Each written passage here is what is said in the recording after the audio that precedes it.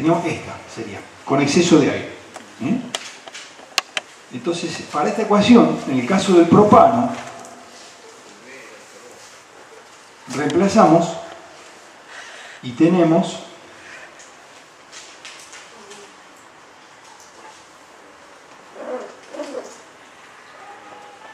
esta ecuación. No, perdón, no es para el caso del propano, esta es genérica, Sí.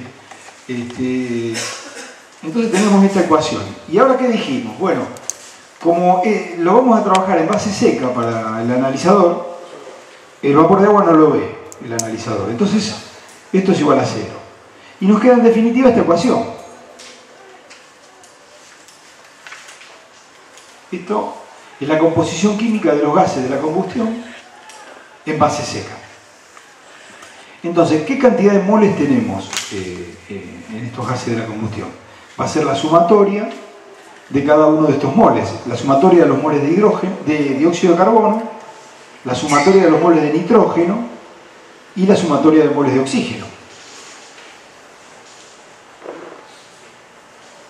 ¿Eso qué nos da? Los números de moles totales de los gases de la combustión. ¿Se entiende hasta ahí? ¿Sí? En base seca, sí, bien.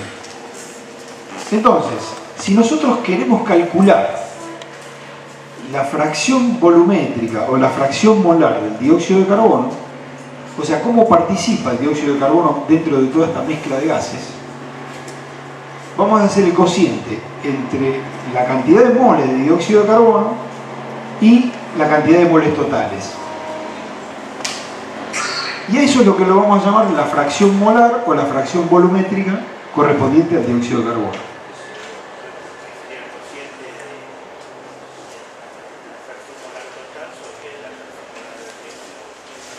Claro, en realidad es al revés. Sería el cociente entre la cantidad de moles de dióxido de carbono dividido la cantidad de moles totales.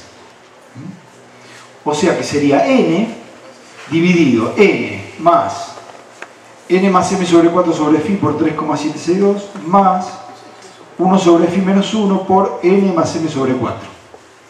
Esa es la fracción molar correspondiente al dióxido de carbono. ¿Qué es esto que vemos acá? Perdón, ¿por qué dice 4,762 en vez de 3? Esto viene de acá. Porque más 1. Y viene de acá. Claro, porque es más 1, porque fíjense que acá tenemos n más m sobre 4 sobre phi y acá también tenemos n más m sobre 4. Entonces, al sumar 3,762 más 1, queda 4,762. ¿Está bien? ¿Se entiende? O si no, lo volvemos a repetir, Claro, esto representaría la fracción del dióxido de carbono en los gases de la combustión. O sea, ¿cuánto dióxido de carbono hay en la totalidad de los gases de la combustión? ¿Cómo? Sí, el porciento, sí, sí. Bueno, y esto lo llamamos alfa. Al porcentaje de dióxido de carbono en los gases de la combustión en base seca. Esto no hace falta que después lo memoricen. Lo importante es conocer el concepto de esto, Entonces, si esta misma fórmula despejamos el valor de phi de acá, matemáticamente lo despejamos, llegamos a esta fórmula, que es lo mismo que la anterior, nada más que en vez de hablar de alfa estamos hablando de phi.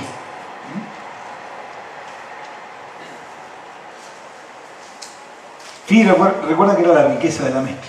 ¿Cómo se despeja? Y el despeje matemático no tiene sentido hacerlo, pero sale de acá, ¿no? Creo que sí. Si nos ponemos a hacerlo va a ser demasiado pesado.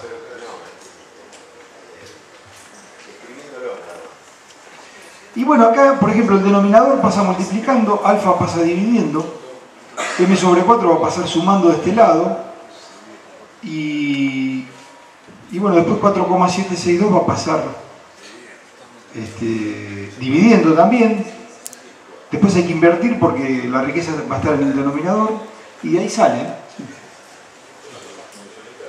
Sí, una transposición de términos, sí, sí. Pero bueno, ahora para ganar tiempo y además no le vamos a tomar el pasaje matemático. No tiene mucho sentido, me parece. Bueno. Pero sí, pensando que era peor definición para analizar formas. Exactamente, sí, el concepto. Creo que soy demasiado pesado. Bueno, y esta es la misma fórmula, nada más que en vez de tener alfa tenemos phi en uno de los lados, en uno de los miembros. Entonces, vamos a un caso concreto. Vamos a suponer que tenemos un combustible compuesto por butano y bueno, se quema con aire, ¿no? Entonces, fíjense que el butano tiene N igual a 4 y hidrógeno igual a 10. Entonces dice que se midió en los gases producto de la combustión una fracción molar o una fracción volumétrica de dióxido de carbono igual a 13,297. ¿Esto qué quiere decir? Que el valor alfa famoso del que hablábamos va a ser igual a 0,13297. Acá lo único que se hace es correr la coma. Esto sería la composición del dióxido de carbono en los gases de la combustión. El 0,1%. Claro.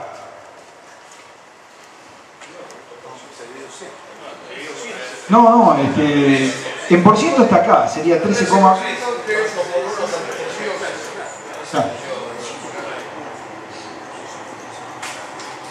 ¿Y alfa no es el porcentaje?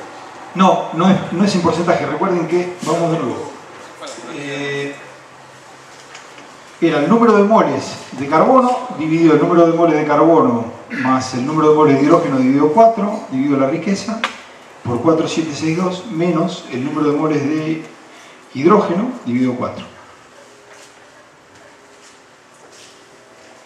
Bueno, entonces ya tenemos el valor de alfa. Y con el valor de alfa podemos calcular, o sea, el valor de alfa, el número de átomos de carbono y el número de átomos de hidrógeno, podemos calcular la riqueza de la mezcla. Quiere decir que estamos trabajando con una mezcla que tiene exceso de aire o exceso de combustible. Bien, claro. Porque es menor que 1. Esos valores son...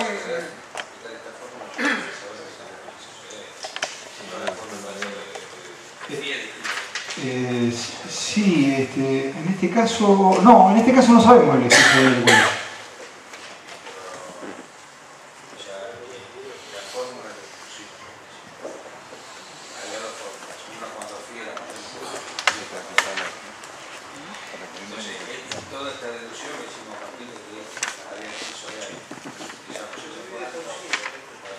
Sí, está bien, pero vamos a suponer que no supiéramos que había exceso de aire.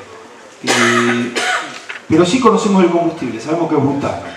Si conocemos que es butano, sabemos que N vale 4 y M vale 10. Y además analizamos los gases de la combustión y obtenemos un 13,29% de dióxido de carbono. Entonces, ya estos datos son suficientes como para poder entrar a esta fórmula y obtener la riqueza de la mezcla. Quiere decir que conociendo el combustible y conociendo la composición, la fracción molar del dióxido de carbono, podemos saber cómo estamos trabajando. O sea, cuán eficiente está siendo la combustión. Entonces acá llegamos a que estamos con una combustión con un cierto exceso de aire. ¿Y cuánto vale ese exceso de aire? Con la formulita que vimos anteriormente. Claro, entonces con esa formulita podemos calcular que el exceso de aire, estamos trabajando con un exceso de aire de 0,05%. No, perdón, 0,05. O dicho de otra manera, lo mismo, con un 5% de exceso de aire. Es un valor que puede ser razonable dentro de la industria.